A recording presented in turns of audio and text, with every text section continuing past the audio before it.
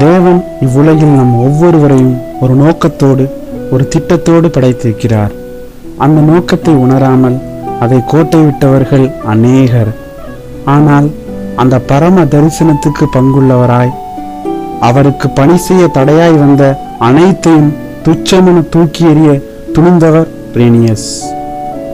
Charles Theophilus ஈவால்டு Rhenius 1790 ஆண்டு November திங்கள் 5ஆம் நாள் மேற்கு பிரஷியாவில் உள்ள மேரியன் வெர்டர் என்ற ஊரில் பிறந்தார்.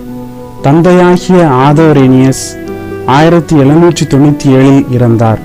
சார்லஸ் ரேனியஸுக்கு வில்லியம் என்ற அண்ணனும் ஒரு தங்கையும் ஒரு தம்பியும் உண்டு.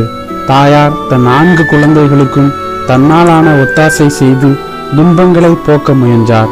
ரேனியஸுக்கு 14 வயதான போது படிப்பை முடித்துவிட்டு தன் தாய்க்கு உதவ வேலை தேடத் துவங்கினார். எழுத்தர் வேலை ஒன்று கிடைத்தது. ஆனால் ஊதியம் போதவில்லை. இதை அறிந்த பெரியப்பா தன் பண்ணையில் தொழிலில் ஈடுபடுத்தி தன்னோடு வைத்து கொண்டார். ரேனியஸோ ஆத்மீக விஷயத்தில் அக்கறையற்றவராயிருந்தார். பெரியப்பா வீட்டில் காணப்பட்ட பக்தி வாழ்க்கை அவரை சிந்திக்க வைத்தது. இழந்து போனதை தேட வந்த நேசரிடம் சரணடைந்தார். என்னை பின்பற்றி வா என்ற அன்பரின் அழைப்பை பெற்றார். சாத்தான் அவரை விடவில்லை.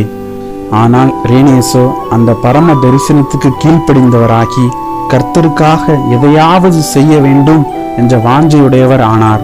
அந்நாட்களில் அவர் விரும்பி வாசித்தது இந்தியாவில் தரங்கம்பாடியில் உள்ள மிஷனரிமாரின் அறிக்கைகளாகும்.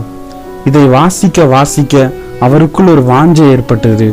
அந்நிய நாட்டுக்கு சென்று அறியாத மக்களுக்கு கிறிஸ்துவை அறிவிக்க வேண்டும் என்பது அவருடைய தரிசனமாயிற்று.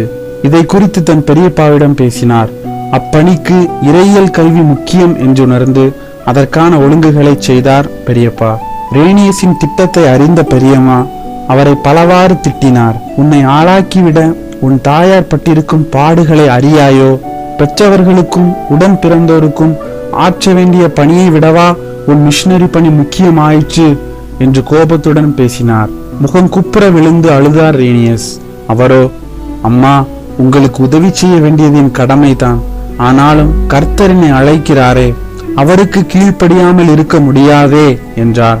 தாயார், சார்லஸ், என்னை விட்டு கடல் கடந்து மட்டும் போய்விடாதே என்று கெஞ்சும் குரலில் கேட்க, அவரோ, கர்த்தர் போகச் சொன்னால் நான் என்ன செய்யக்கூடும் என்றார். அப்பக்தியுள்ள தாய் அன்று முதல் ரேனியஸை மிஷனரி ஊழியத்திற்கு ஒப்பு கொடுத்து விட்டார். 1812ஆம் ஆண்டு ஆகஸ்ட் 7ஆம் நாள் ரஷ்ய நாட்டு லூத்ரன் திருச்சபையில் முறைப்படி அவருக்கு குருப்பட்டம் கொடுக்கப்பட்டது. 1814 பிப்ரவரி 14ஆம் தேதி ரேனியஸும் ஷனார் என்பவரும் சென்னைக்கு செல்ல கப்பல் ஏறினர்.